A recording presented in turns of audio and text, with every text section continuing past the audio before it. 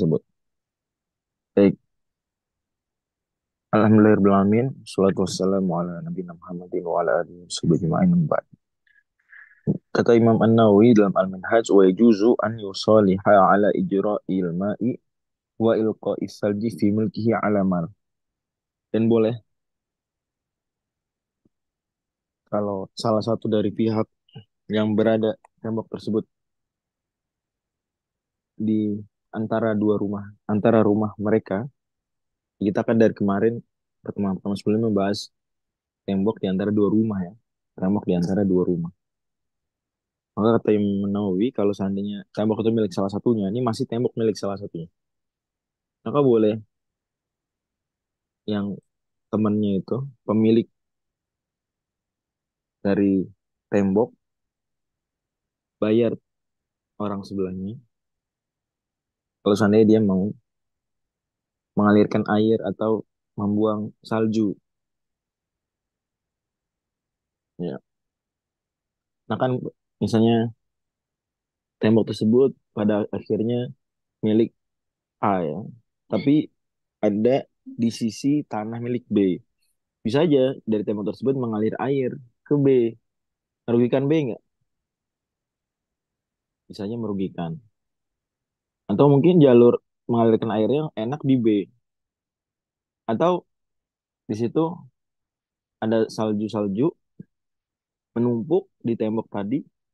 Dia mau buang. Ya yang enak buangnya ke tempat si B. Ke tanahnya B. Pertanyaan saya, tanah B dengan dibuangin air tadi, air hujan, atau air lain gitu ya. Kemudian eh, tentu nanti ada pengecualian beberapa jenis air nggak boleh ya, ada biayanya. Tapi kalau yang kayak gini boleh. Kenapa? Karena B perlu mendapat kompensasi. Di sini B mendapat kompensasi akibat dirugikan dengan dialirkan air ke dia dan juga dengan apa tadi? Dijatuhkan salju ke dia. Bisa dipahami nih ya. Karena kebutuhan boleh. Berarti dia akadnya sulh, membayar uang kompensasi. Akibat Anda dirugikan wahai B akibat tembok saya nih. Maka dengan Anda dirugikan ketimpahan air, kena ketimpahan bekas tumpukan salju, maka saya bayar Anda. Ini akadnya akad sulh, akadnya sulh. Itu membayar kompensasi disepakati. Dan ini biasa yang seperti ini, ya. Terfahami nggak maksudnya? Intinya boleh kalau temboknya milik A, kemudian airnya jatuh dari tempatnya si A ke B, atau salju dari situ dibuang ke situ ke B, ke tanah B, dari tembok milik A yang ada di sisi tanahnya B, maka B kan dirugikan ya nggak? Iya Ustadz. Benar. Nah, karena dia dirugikan, maka bisa aja A supaya menghibur hati si B, ya menambal kerugian si B, dia bayar uang kompensasi, sul istilahnya di sini. Dia akad sul bisa ya kadang-kadang dimaknai kompensasi begini modelnya.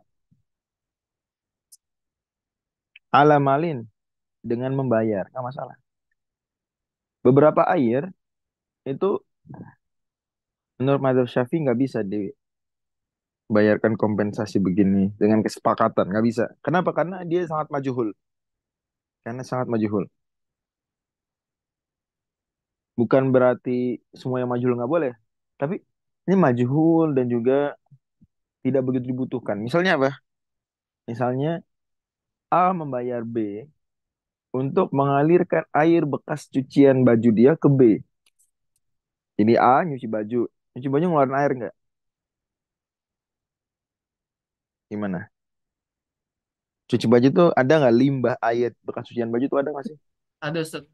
Ada ya. Nah, nggak boleh A tuh menurut Madzhab Syafi'i dia membuat akad sulh dengan B, akad damai kompensasi dengan B.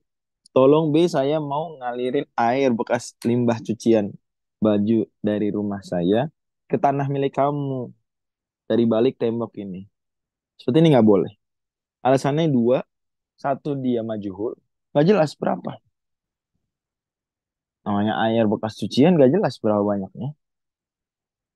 Lebih jelas eh, air hujan atau salju tadi, air di tembok lebih jelas daripada air bekas cucian.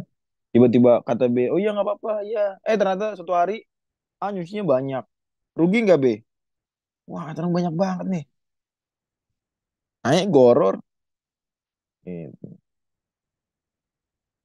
Nah, satu, dua, karena nggak dibutuhkan. Atas dasar apa B? Dikorbankan untuk menampung bekas air limbahnya si A. Makanya ini nggak boleh. Ini pengecualian begini, begini misalnya ya. Cucian baju, cucian piring, airnya itu nggak bisa begitu. Ya A buang kemana kek, bukan ke B. Tapi ingat ya nggak boleh tuh sulhnya ya. Sulh dengan hartanya nggak bisa. Tapi kalau minta maaf atau minta izin tanpa harta boleh. Itu maksudnya. Ya, kalau tanpa harta boleh belajar A minta izin B, saya buang airnya di ngalirin air limbah cucian baju dan piring saya ke rumah kamu ya. Ya nggak apa-apa deh. Ya kalau gitu tanpa ada harta boleh. Tapi ada harta nih karena goronya parah dan tidak ada kebutuhan, jadi nggak boleh. Karena kadang goror itu boleh kalau ada kebutuhan. Kadang apa? Goror boleh kalau ada. Kebutuhan tentu goror level tertentu ya, goror level tertentu boleh kalau ada kebutuhan. Malah sebenarnya jual beli sendiri itu selalu mengandung goror. Jual beli sendiri selalu mengandung goror. Karena kita nggak tahu kita akan untung atau enggak. Juga barang kita beli buku. Apa Anda beli buku tuh Anda cek semua halaman sebelum Anda beli? Kadang-kadang bukunya dibungkus plastik, bener nggak? Gimana Kang Zidan? Anda beli buku apa untuk proyek literasi 2024 Kang Zidan? Kalau beli buku, ngecek semua halaman bukunya dulu nggak? Yang Anda beli loh, bukan sampel, bukan display. Yang Anda beli, gimana Kang Zidan? Enggak Ustadz, justru enggak di. Justru malah kita maunya beli yang Iya. diplastikin kan? Heeh. Nah itu kan ada unsur horornya nggak? Akuin aja deh, ada unsur horornya nggak? Nah, iya Ustadz ya. Ada lah, itu kan unsur horornya. Ayo boleh. Ya, karena gorengnya masih bisa dimaklumi dan juga ada kebutuhan goro kadang dibolehkan kalau bisa dimaklumi dan atau ada kebutuhan. Tapi dalam kasus ini enggak. Lanjut, selesai pembahasan tembok milik salah satunya. Sekarang dan selesai juga pembahasan tembok milik berdua. Udah kita bahas tembok milik berdua jelas dan kita bahas tembok milik salah satunya jelas. Ada kemungkinan ketiga nggak? Ada nggak kemungkinan ketiga? Kan kemungkinan pertama temboknya milik berdua, jelas-jelas milik kedua. Itu ada bahas juga barusan selesai tembok milik salah satunya. Jelas milik salah satunya. Bagaimana hukum fikih terkait tembok tuh? Nah, pertanyaan saya ke para hadirin sekarang, ada nggak kemungkinan ketiga? Skenario ketiga ada nggak?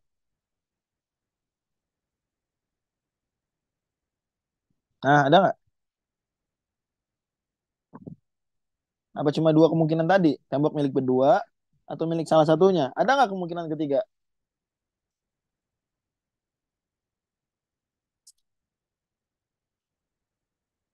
Aku pada diem nih. Gimana Kang Zidan? Menurut Kang Zidan ada nggak kemungkinan Ada ketiga? Ustaz.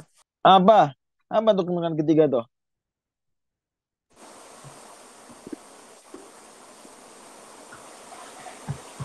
Nah, Atau yang jawab tadi siapa? Tolong. Oh, di. Muzaifi bilang tembok bukan milik keduanya. Oke, itu bisa juga kemungkinan ketiga, walaupun itu tidak dibahas di sini ya. Tembok bukan milik keduanya, nggak dibahas. Tapi hukumnya bisa dibilang jelas. Kalau kita sudah belajar tembok milik salah satunya dan bagaimana yang nggak memiliki itu bersikap, kita bisa dong memahami bagaimana kalau temboknya itu bukan milik dua-duanya, misalnya milik negara contoh. Misal, atau milik milik pihak ketiga gitu.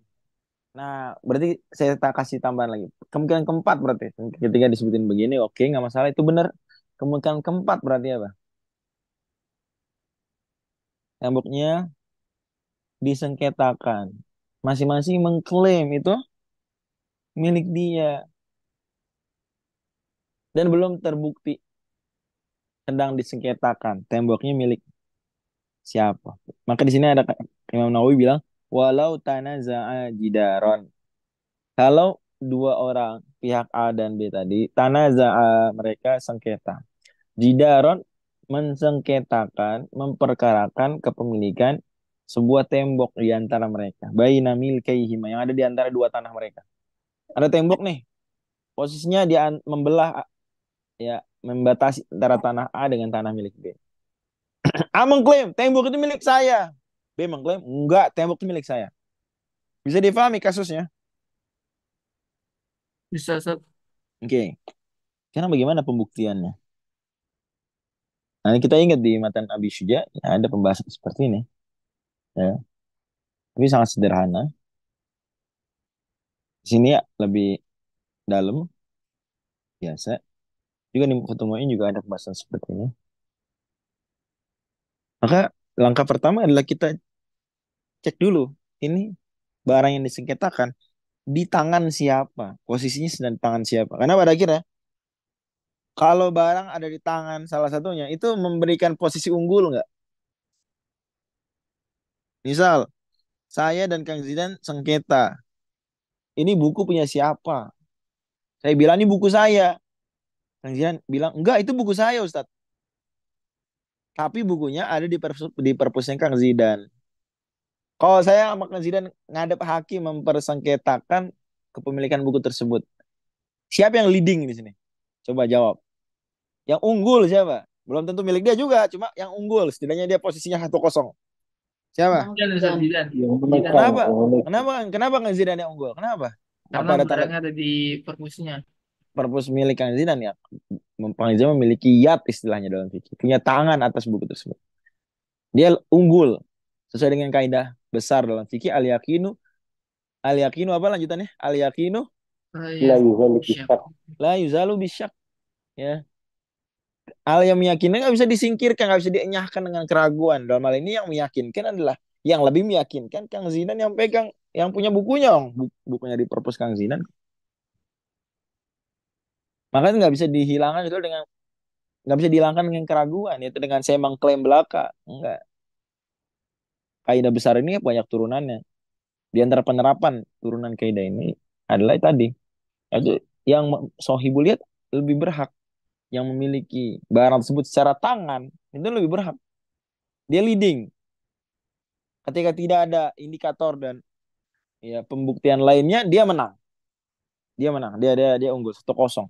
Tapi sekali lagi nggak pasti ya, mungkin juga buku tersebut di perpus Kang Zidan padahal buku saya karena Kang Zidan ambil, mungkin juga, mungkin nggak kayak gitu, mungkin Mungkin ya. Ustaz. Tapi kan sebelum itu dilakukan pembuktian yang level berikutnya itu ya, zohirnya hakim melihat dulu siapa yang unggul nih untuk menentukan siapa pihak yang kemudian akan dibebankan beban pembuktian lebih besar. Itu kalau benda yang bergerak begitu bisa. Itu ada dua orang bersengketa tentang motor. Saya naik motor. Kang Zidan bilang, Ustadz itu motor saya. Saya bilang, loh ini motor saya. Nah, tanpa mempertimbangkan pembuktian lainnya, yang leading tuh saya. Karena saya yang sedang naikin motor itu. Motor tersebut di bawah kuasa saya. Secara zahir. Maka saya leading, unggul di sini. 1-0. Sekarang di depan pengadilan begitu. Maka sama juga tembok. Pertanyaan saya, tembok gimana? Apalagi ditongkrongin temboknya, apalagi dipegang apa gimana, nah, apa temboknya disimpan di rumah masing-masing, nggak mungkin kalau tembok disimpan di rumah, tembok dipegang atau gimana, nggak. Cara gini kata Imam Nawawi, fa ini tasala bibina'i ahadihima, kalau tembok tersebut nyambung ke bangunan salah satunya. Sekali lagi, ini tembok Kang Zidan boleh bantuin gambar, Kang Zidan kan jago gambar-gambar desain kayak gini ya, orang tata kota nih. Gambar. Ini cocok juga nih. Dari tadi bahas berapa pertemuan bahas sama Kang Zidan kayak gini. Kang Zidan pasti relate sama bidang Kang Zidan ya. Jadi misalnya ini kan kita bicara tembok di antara dua tanah. Ya kan? Tapi bisa aja A dan B ini masing-masing kan punya bangunan di tanah tersebut. Ternyata temboknya nyambung dengan bangunan milik A. Nyambung. Mungkin nggak? Oh ternyata temboknya nempel dengan apa ya? Adalah bangunan milik A. Nyambung. Biha itu yuk alamu annahuma bunia ma'an. Di mana bisa diketahui bahwasanya tembok dan bangunan tersebut dibangunnya bersamaan. Diperkirakan. Wah, ini berarti kita melibatkan ya pakar teknik sipil atau pakar arsitektur misalnya ya melihat wah iya ini nampaknya dua dua dua hal ini yaitu tembok dan bangunan milik A tuh dibangunan sama dibangunnya dalam waktu yang sama nyambung begini dan sama memang waktu pembangunan bukan dia akal-akalin A dia nempelin bangunan di tembok tersebut padahal belum jelas milik dia kayak gitu tapi diperkirakan dilihat bisa nggak Kang Zidan coba menurut Kang Zidan dari pekerjaan selama ini bisa nggak tuh dilihat apa ya warna semennya gitu kali atau apa kira-kira bisa nggak tuh diperkirakan ini memang dibangun bareng nih kita nggak bicara udah ada surat pembangunan ya itu lain lah udah lebih jelas lah kita atau ada saksi tapi kalau nggak ada saksi nggak ada surat nggak ada apa bisa nggak dilihat gitu Bisa sih Ustadz. bisa ya Mm, nah jadi ada tanda-tanda indikator-indikator wah ini iya nih usia beton nah, gitu Ustadz ya. misalnya contoh juga bisa juga ciri-ciri lain jenis misalnya tembok ini ngarahnya ya tembok kan pada bisa jadi tembok tuh ada arah luar dalam bisa jadi nampak posisinya apa posisinya tuh dalamnya tuh di tanah A luarnya di B misal kan bisa dilihat kadang tembok tuh ada pola membangun tembok luar dalam beda ada gitu ya nah bisa dilihat juga diperkirakan nah kalau begini kejadiannya falahu liyadu maka si A ini memiliki tangan ini unggul leading jadi kalau ke pengadilan A diunggulkan kenapa karena dia punya bukti tambah punya indikator kita nggak bilang bukti kita bilang dia ada indikator bahwasanya itu barang memang milik dia di antara indikator tersebut adalah temboknya nyambung sama bangunan milik dia dan dibangun sama waktunya ayo ayo lo B ayo lo B atau tadi saya bilang misalnya eh, tembok tersebut nampak diperkirakan oleh pakar teknik sipil dan pakar arsitektur bagian dalamnya itu di A bagian luarnya di B berarti kan milik A dong kemungkinan lebih kuatnya indikatornya menunjukkan begitu atau para ulama juga contohin misalnya temboknya itu dibangun di atas kayu di atas dasar berupa kayu kayunya ujungnya tuh ke tanah A bukan ke tanah B tapi ke tanah A ya indikator lagi tuh Mm-mm. Dan seterusnya dan seterusnya atau kecondongan kadang juga bisa dilihat dari kecondongan tembok itu ada bagian condongnya dan kebiasaan di daerah tersebut kalau condongnya itu ke dalam berarti milik dia itu condongnya memang kebiasaannya ke dalam maka dia condong kemana itu bisa juga dipertimbangkan itu semua ini indikator-indikator ini membuat A itu unggul dan konsekuensi dari dia memiliki tangan memiliki keunggulan tersebut adalah dia ketika dia berhadapan dengan hakim saat tidak ada bukti lain tidak ada saksi tidak ada apapun bahkan nggak ada semacam surat-suratan dokumen-dokumenan ya maka A cukup bersumpah saja demi Allah ini tembok milik saya cukup langsung menang tembok milik dia hakim memutuskan begitu ngerti ya ngerti nggak nih maksudnya apakah bisa difahami gimana Kang Zidan dan teman-teman yang lain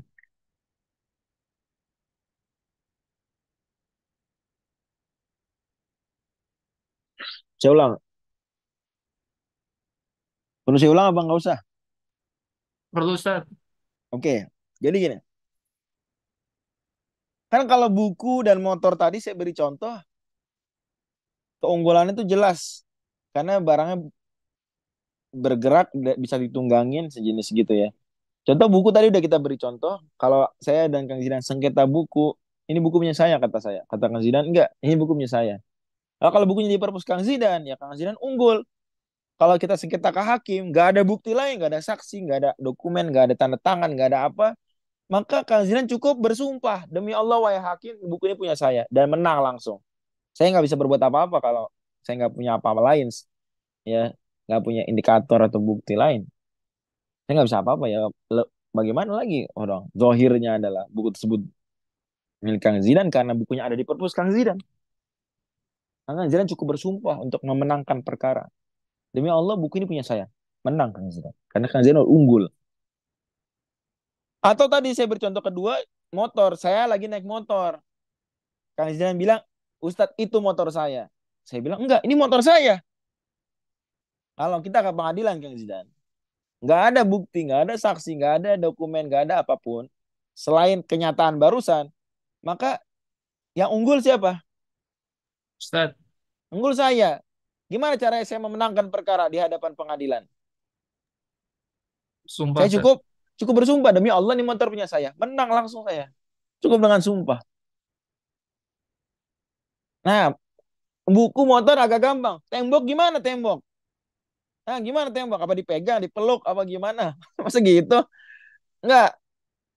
Maka dilihat indikator-indikator menunjukkan tembok ini milik salah satunya. Misal, tembok ini nyambung dengan bangunan milik salah satu. Misalnya tembok ini nyambung, ternyata nempel, lengket ya, semennya, batu batanya dengan bangunan kamar mandi eksternal milik A. A punya kamar mandi di luar rumah, kamar mandinya nempel dengan tembok tersebut dan ditaksir oleh petugas, oleh pakar, oleh ilmuwan gitu, misalnya oleh pakar teknik sipil, pakar arsitektur, bahwa nih kamar mandi eksternal nih dengan tembok ini dibangun dalam waktu yang sama. Bisa kan diperkirakan gitu kan ya? Kalau gitu berarti A dianggap apa? Dianggap unggul dibandingkan B. Kenapa? Loh, ini tembok dan bangunan milik A dibangun dalam waktu yang sama. Itu menunjukkan nggak kalau A yang punya tembok? Menunjukkan nggak? Menunjukkan secara indikator loh, nggak secara pasti. Memberikan peluang lebih besar nggak tembok tersebut milik A? Ya nggak? Kan sama Ustad. Gimana? Indikatornya menunjukkan dibangun dalam waktu yang sama kan. Nih, dibangun waktu yang sama yaitu rumah kamar mandi eksternalnya A dengan tembok tersebut yang disengketakan. Nempel dan dibangun dalam waktu yang sama. Oh iya, unggul Ustad. Paham nggak? Paham nggak? Paham, paham. Tolong digambarin, maka saya minta tolong digambarin. Saya sedih karena selama 2 pekan ini ya device saya rusak ya. Saya jadi nggak bisa melakukan apa yang biasa saya lakukan. Tolong dibantu. Ya, jadi banyak bikin gambar gitu ya. Saya bisa nggak sih pakai tangan nih? Gitu ya. Ya gitu deh pokoknya. Dan di situ ada kamar mandi eksternal nempel dengan tembok tersebut. Kemudian ternyata tembok tersebut umurnya menurut penaksir, menurut pakar teknik sipil atau pakar arsitektur atau mungkin ada alat pembuktian lain. Umurnya sama dengan pembangunan kamar mandi eksternal tadi atau apalah bangunan apa gitu ya. Nempel. Sementara B nggak punya itu. B nggak punya. B nggak ada bangunan milik B yang nempel dengan tembok tadi. Kalau gini berarti A unggul. Nanti di pengadilan A tinggal bersumpah kalau nggak ada bukti lain loh. Maka ada pertanyaan dari saudari Diana, seperti ada peluang dimanipulasi, gimana manipulasinya? Nggak bisa dimanipulasi. Kenapa? Karena kan dicek, ya umurnya sama apa enggak. Lagi juga ini indikator aja sifatnya. Kalau memang B punya dokumen, menang B. B punya dokumennya, ya? Tembok ini punya saya atau dia punya ya saksi 2 orang bahwa tembok itu milik dia. Dia menang, B menang, lebih unggul daripada A karena A cuma punya indikator. Ya, jelas nih. Jadi nggak bisa dimanipulasi kayak gini.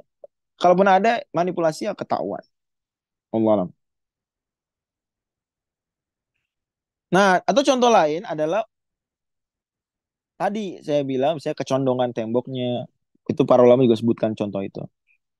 Sudah kebiasaan daerah tersebut, tembok itu tegak, terus ujungnya condong, ujungnya miring. Nah, kalau daerah tersebut biasanya miringnya miring keluar, berarti temboknya milik keluar, ternyata keluar ke arah B. Berarti tembok milik siapa? Milik Atau biasa. kemungkinan besar, kebiasaan di tempat tersebut, temboknya tegak, ujung tembok tuh atasnya miring keluar. Miring kemana? Miring keluar. Ternyata miringnya ke B. Berarti tembok tersebut kemungkinan besar punya siapa? Punya B. Saya ulang. Kebiasaan satu tempat, temboknya tegak, terus ujungnya miring keluar. Miring kemana? Miring keluar. Oke, jelas ya? Nah, tembok ini yang disengketakan, temboknya miring ke B. Miring ke tanah milik siapa? Ke B. Pertanyaan saya, kemungkinan besar tanah temboknya punya siapa? Tetap Punya A, A. Sob. Tetap Milik A. A, milik A. Iya. Kenapa milik A? Apa Karena dia miring? Ada miring ke miringnya B. keluar, miring keluar. Karena Ternyata ke B. iya. Iya, kebiasaan lagi di satu tempat, temboknya tuh punya kebiasaan tegak, miring ke dalam di ujung. Tegak, ternyata miring ke dalam. Untuk kasus yang tadi barusan, miringnya ke arah B. Berarti tembok tuh kemungkinan besar punya siapa? A. Punya A. Saya A. ulang lagi, saya ulang lagi. Di satu B. tempat, B.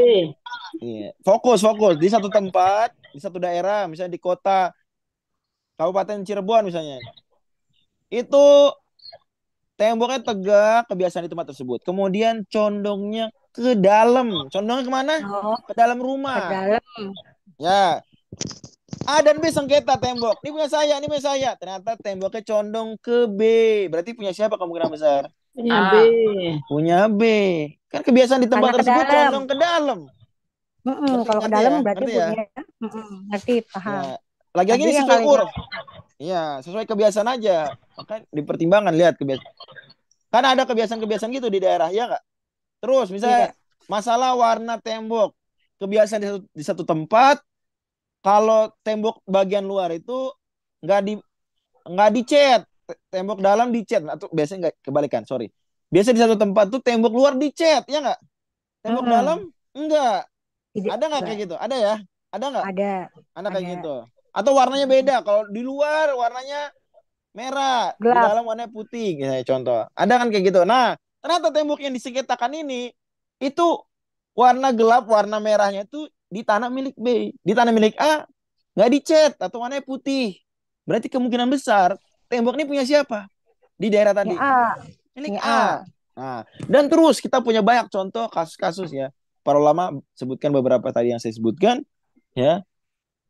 Ulama juga sebutin misalnya masalah tembok tersebut dibangun di atas kayu, kayunya ternyata ngarahnya ke A. Di B nggak ada kayu tersebut. Berarti kan kemungkinan besar milik A dan Milik seterusnya. Dia A. ini banyak indikator-indikator menguatkan kepemilikan tembok tadi ke salah satu. Nah, kalau itu kejadian, maka kata Imam Nawawi, falahul yadu, maka dia punya yad, punya tangan. Maksudnya punya tangan, kalau dibawa ke pengadilan dan nggak ada bukti lain, ingat, nggak ada bukti lain, nggak ada argumen lain yang bisa dibawakan masing-masing pihak, maka A unggul, A tinggal ngapain untuk memenangkan perkara? Tinggal ngapain dia? Bersumpah. Bersumpah. Tinggal bersumpah saja, demi Allah wahai hakim, tembok ini punya saya. Hakim bilang iya, Mm. tembok milik kamu. Udah, menang. Gitu. Paham ya? Berarti, Karena iya paham Ustadz. Berarti ini kebiasaan di suatu daerah mempengaruhi juga. betul sekali, betul sekali. Ya, betul Iya, sekali. iya. Dan macam-macam tuh, ada Ya. yang tembok luarnya dikasih batik, tembok dalamnya enggak. Tembok luarnya di semen, tembok dalamnya di aci ya, tembok dalamnya enggak ada, kayak gitu, ada macam-macam kayak gitu. Itu bisa jadi pertimbangan ya. Tapi sekali lagi ini semua indikator saja. Kalau B punya saksi ya B bisa menang. Saksi kuat.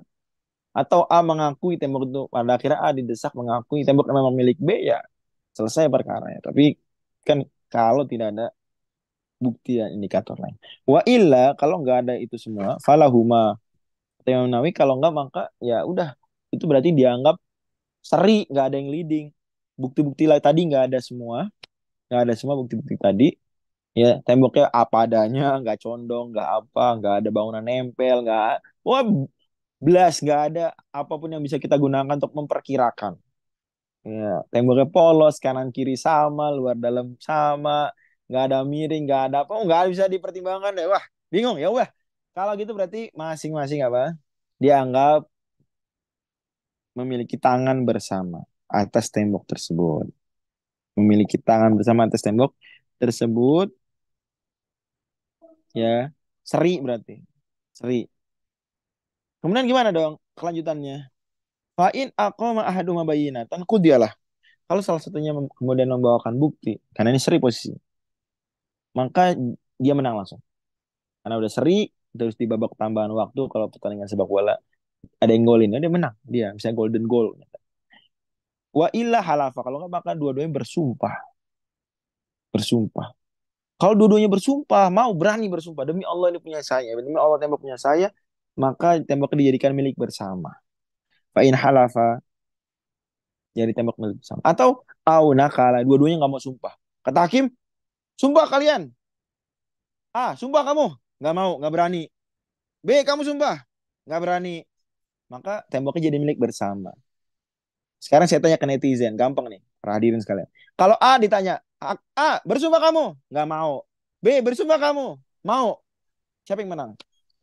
Mau. B, Ustaz. Ya, B yang menang. B Eh, yang menang. Karena dia mau bersumpah. Itu menunjukkan iya. keberanian dia bersumpah.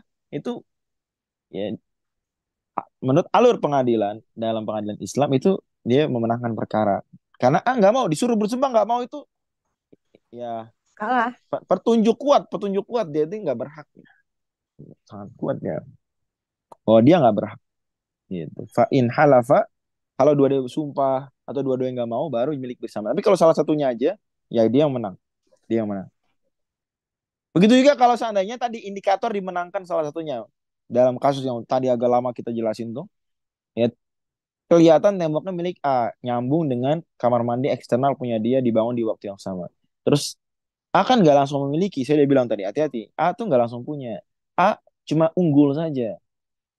Dia punya tangan di atas tembok tersebut. Tapi dia untuk memenangkan perkara harus sumpah dulu. Lah kalau dia nggak sumpah, hakim bilang, sumpah kamu unggul sekarang, kamu bersumpah ya. Kalau kamu sumpah kamu menang. Ternyata A nggak berani sumpah. Apa yang terjadi? Temboknya milik siapa jadi? Milik B, Ustaz. Tar dulu, Iya. jangan langsung milik B. Bukan milik A. Tanya, tar Bukan dulu, milik tanya A. dulu B. Tanya dulu B. B, kamu mau sumpah nggak? Kata B, siap, sumpah wah hakim demi Allah tembok punya saya. Yang menang B. Nah, Hmm. keberanian dia bersumpah itu menunjukkan dia, dan ketakutan A untuk sumpah menunjukkan juga dia nggak berhak. Gitu. Jelas ya? Maka kata Yes. Imam Nawawi, wa in halaf ahaduhuma qudiyalahu. Gitu. Walau kana li ahdi ma'ali judhu'un lam yurajjah. Ada kasus kata Imam Nawawi gini, walau kana li ahdi majudhu'un lam yurajjah. Kalau tembok tersebut indikatornya adalah tanaman. Misalnya ada pot ditanam. Di B, di tembok sisi milik B, sisi tanahnya B itu nggak ada tanaman digantung di situ. Nggak ada ring basket bahasa kita.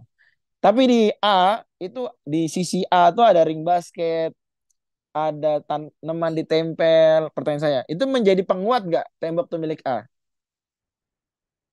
Iya Ustadz. Jadi Enggak. penguat. Jawabannya Hah? enggak. Kata Imam Nawawi, walau kana li ahadi mali juzun lam yurajja. Enggak. Kenapa? Karena itu bisa dimanipulasi. Bisa enggak? Kata Budiana tadi. Oh. Nah, itu Oh yang iya benar gitu. makanya. Ini kalau gini bisa.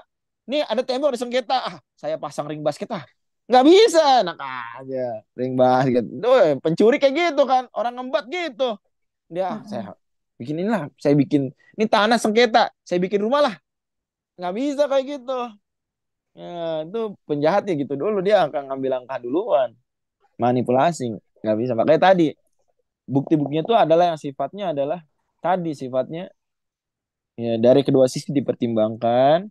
Terus menurut pakar memang menjadi penguat. Kalau cuma nempelin ring basket tuh ya sengketanya sebulan lagi dia pasang sekarang nggak bisa tuh.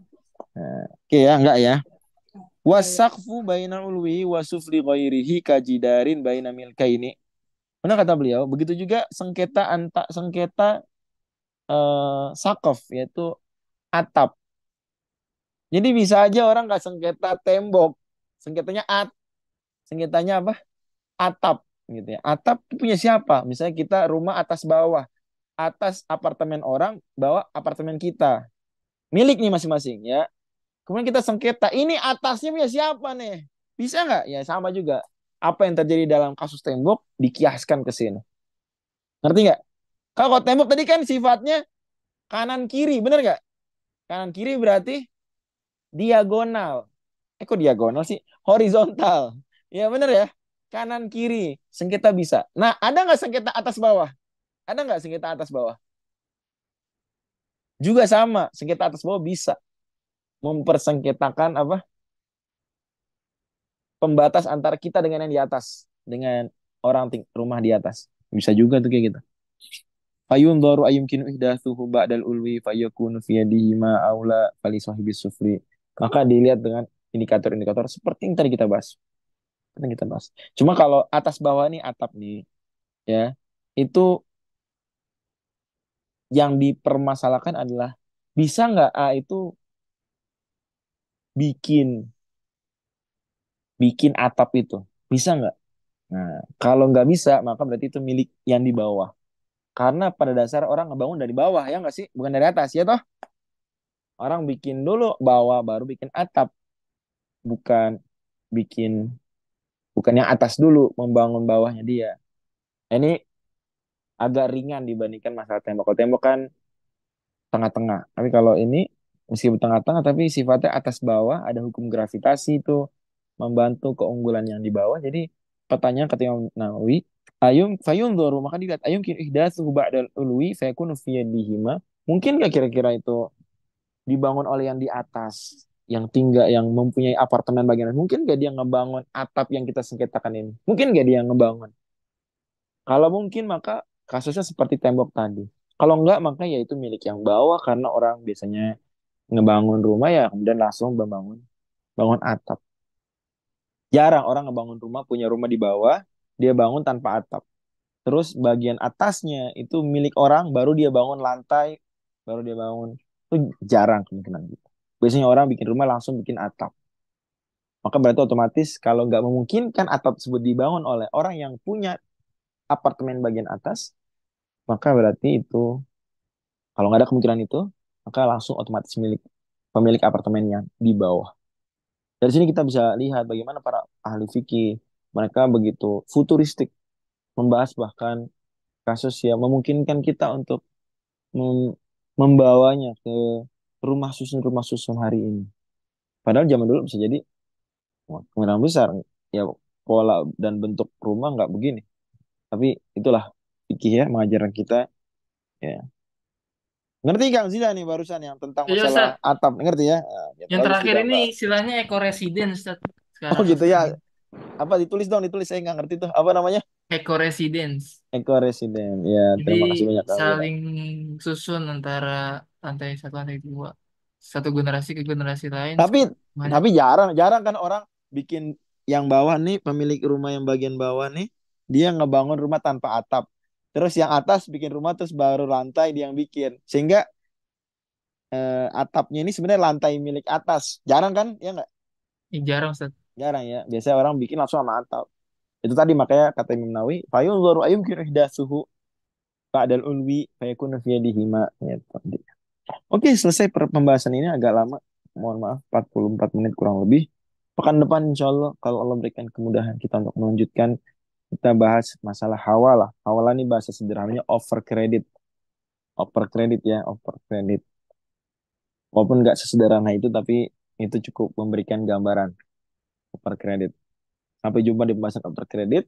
Kita sudah selesai masalah eh apa nih tembok-tembokan atau atapan bertetangga dan seterusnya. eh jadi kita di sini sadar lah Kang Jiran ya bahwa fikih nggak selalu tentang sholat ya, nggak selalu tentang bersuci, tapi juga nggak selalu tentang puasa, tapi juga semua perbuatan. Fikih itu membahas semua perbuatan. Asal itu perbuatan maka fikih masuk di situ. Dan fikih punya jawaban di situ. Apapun perbuatan kita, apapun tindak tanduk manusia. Wallahu a'lam. Kita langsung aja matiin rekamannya, kemudian kita sambung langsung dengan sesi tafsir ya. Wallahu Baik a'lam. Ustaz, jazakumullah khairan Ustaz. Ini insya Allah admin boleh minta tolong dimatikan rekamannya langsung ke rekaman